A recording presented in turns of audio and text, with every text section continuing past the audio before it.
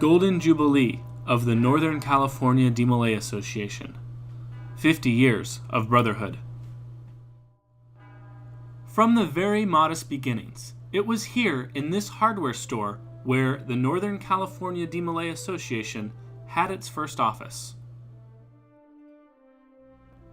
As the jurisdiction grew, more space was needed, so the office was moved to this small house which sits behind the Richmond Masonic Hall.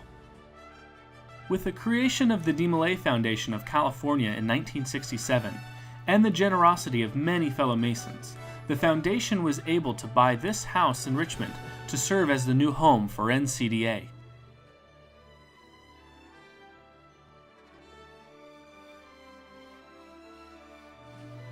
Dad John L. Wixson served the jurisdiction as its first executive officer, and his tenure lasted from 1959 through 1981. He was responsible for the actual creation of the Northern California jurisdiction as we know it today. In 1962, the jurisdiction held its first convention, and Brother Doug Havoc was elected as the first Master Counselor to serve the Northern California DeMolay Association. Well, our memories are getting a little hazy after 50 years, but my basic recollection is that I managed to get in a position of running unopposed for the first Northern California DeMolay Association Master Counselorship. We were a successor to the Western California DeMolay Association, and my recollection is that they set up some different jurisdictional boundaries that better conformed to dividing up the state of California at that time. Bob Walker, Robert Charles Walker, succeeded me as the second Master Counselor of the Northern California DeMolay Association. He was my senior counselor at the time I was elected. And now we hear from the second and third Master Counselors of NCDA. The other thing that I remember, here it is 50 years later, was the leadership that we had. John Wixson was the executive for the jurisdiction and outstanding man, but also Bob Hannon, who probably none of you ever met, but he was a great influence on our lives. He lived in San Francisco, and we had just fabulous times in his living room, I must say. He was the dad advisor. He was the dad advisor to NCDA. Yeah. It was a pleasant journey to be able to go over to San Francisco and sit with Dad Hannon and his wife in their living room and talk over what we might do to promote the organization and support the program of DeMolay. At that time, the jurisdiction had offices on El Cerrito, Albany, right off Central Avenue, which we were essentially given keys to, and that's where we did all of our work as the NorCal officers. Most of the work that you see done now in each of the divisions was, at the time, our responsibility for the entire jurisdiction, which covered essentially from Fresno to the Oregon border. And working with all of the chapters in Northern California. The divisions, again, were just forming and beginning to find their recognized place. In 1981, Dad John L. Wixson retired, and Dad Richard L. Stevenson was the new executive officer. Where John was quiet and subdued and not very emotional to the casual observer, Dick was a very emotional man and a very feeling man, and he did some things that you wouldn't expect a man to do, but I can remember a tribute he did to his wife at one of the conventions that was very, very moving.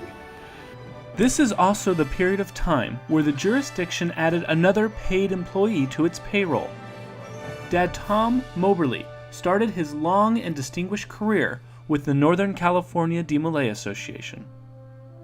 My story with NorCal DeMolay actually started in Ferndale chapter in Ferndale, Michigan, where I became a member in 1955, and after a stint of 3 years in the U.S. Army, I had the opportunity to go and work in Kansas City at the international headquarters.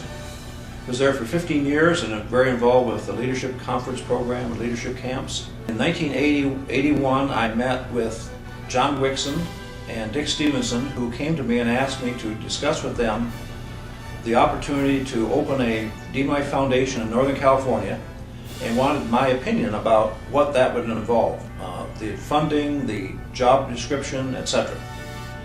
And so we met for about 2 hours one night and discussed this to the best of my ability.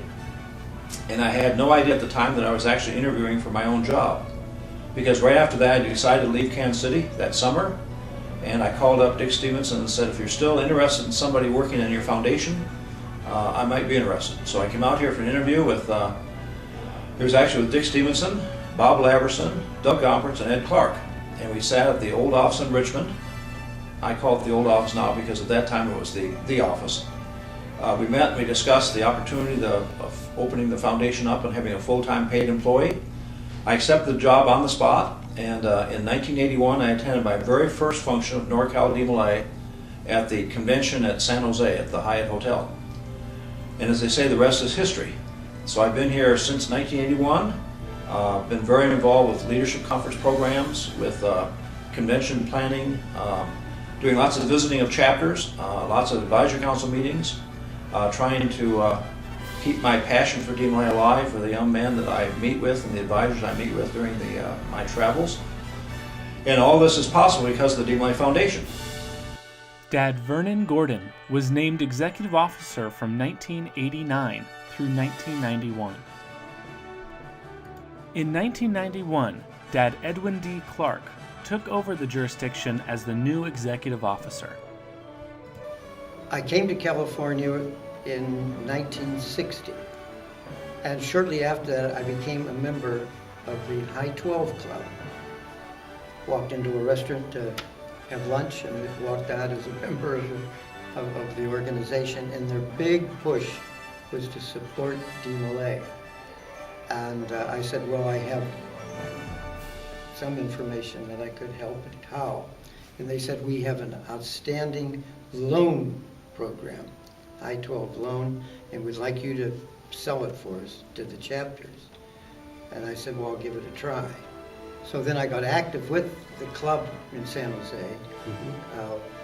But most of our activity was to introduce the chapters of this program.